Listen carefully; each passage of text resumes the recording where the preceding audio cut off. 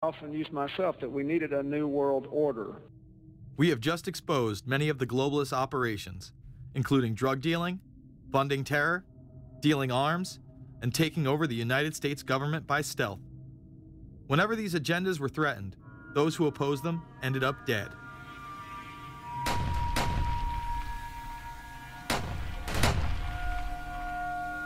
We've got some difficult days ahead, but it really doesn't matter with me now, because I've been to the mountaintop.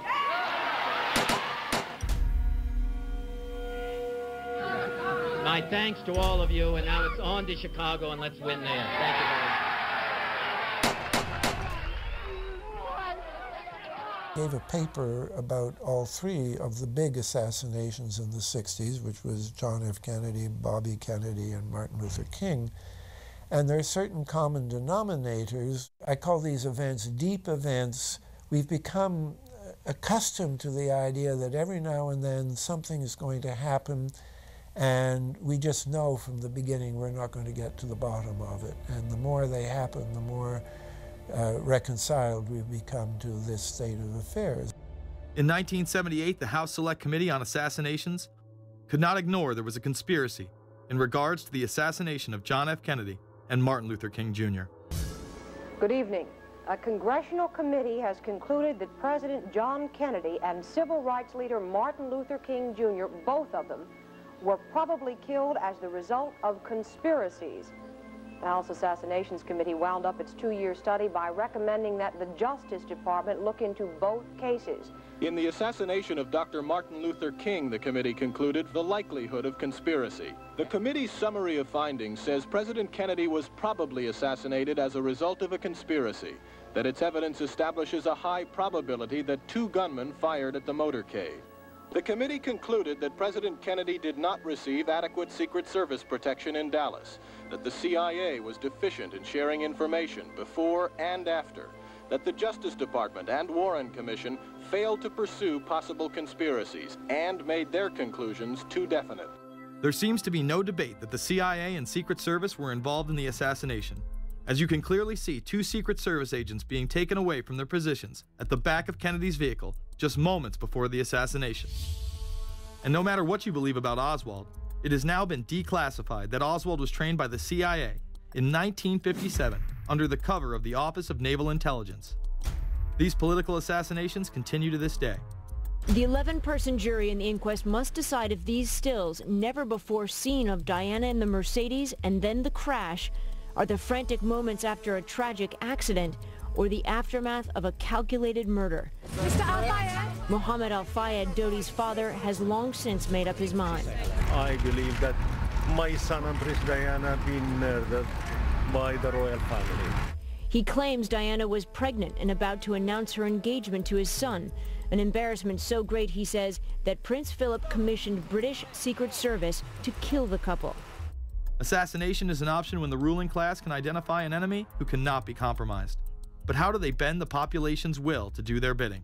Well, a false flag operation is one in which the attacker carries the flag of someone else. It's usually a military operation, and the purpose, of course, is to create the impression that the attacker is someone else. They want to create negative public opinion against the nation whose flag was being used.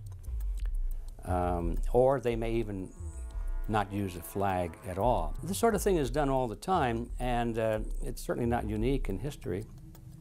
I think we've been seeing a lot of it lately. Americans are easily motivated by false flag operations, and I think it's inevitable that we will see false flag operations in the near future. It is used in order to seize power at an accelerated pace. A very well-documented modern example of this is the Tonkin Gulf incident. There were 2 sets of Tonkin Gulf incidents. The first one on August 2nd were real but trivial. The second on August 4th, 2 days later, were the ones to which we actually sent planes off in retaliation and were, in theory, much bigger, a torpedo attack on a U.S. destroyer, but in fact it never happened. When McNamara visited Vietnam, he confirmed the Tonkin Gulf incident never occurred, and once again, we were lied into war. To this day, I don't know what happened on August 2nd and August 4th, 1964 in the Tonkin Gulf. The general provided the answer, saying his Navy attacked the Maddox on August 2nd. But on the 4th, nothing happened. There was absolutely nothing, he said. We know for a fact now that NSA and CIA both falsified their reports up to Johnson on that day to make it look as if there had been an attack. Upon the fall of communism, a new threat had to be established in order to maintain their military-industrial complex and keep the people in fear of invisible enemies. More modern examples of this have been used not only to start conflicts abroad, but to instill fear in large populations in order to demonize groups and further erode civil liberties. The majority of people still believe that Timothy McVeigh was a right-wing extremist who bombed the Oklahoma City building with a Ryder truck because he was upset with the government. People close to the event told a very different story. A local congressman believes that convicted bomber Timothy McVeigh and his accused co-conspirator Terry Nichols are not the only ones involved. The Oklahoma State Representative Charles Key produced a videotape featuring witnesses who claim to have seen Timothy McVeigh with another man the morning of the bombing. He was wearing a ball cap. Timothy McVeigh had his on backwards, which just like this. It was on his head. The other gentleman had his on like this. In fact, the FBI had actively pursued John Doe No. 2 in its initial investigation, then denied his existence altogether. There were also multiple reports that explosives were found inside the Murrah building. The Justice Department is reporting that a second explosive device has been found in the AP Murrah building in downtown Oklahoma City. Mike, you're still with us, aren't you? Yes, I am, and I might tell you in addition to that, that in fact what we were told at the scene a few minutes ago was that in fact 2 different explosive devices were found in addition to the one that went off. The second explosive was found and diffused. The third explosive that was found, and they are working on right now as we speak, I understand, both the second and third explosives, if you can imagine this, were larger than the first. Bomb squads were actually caught on video pulling into the building to retrieve these devices.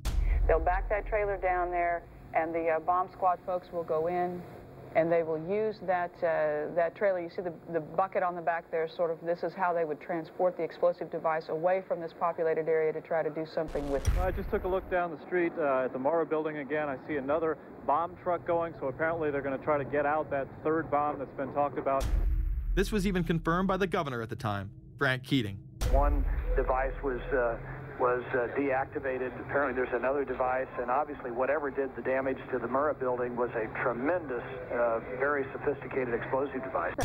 Members of the ATF who would have normally been in the building were tipped off prior to the bombing. He saw what appeared to be a police bomb squad truck near the Murrah building 2 hours before the blast.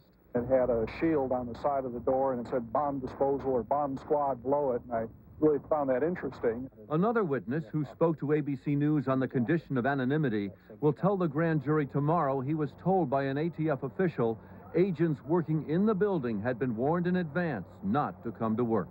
He just came out and told me that the ATF wasn't in the building that day. They'd been tipped by their pagers not to come to work, which I was flabbergasted. McVeigh would even claim in a letter written to his sister, which was published by the New York Times, that he was actually recruited for black operations, which included smuggling drugs into the United States, as well as assassinations.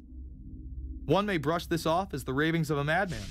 However, McVeigh was filmed at the Camp Grafton military facility in North Dakota on August 3, 1993.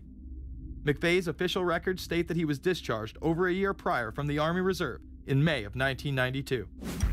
Perhaps even more interesting,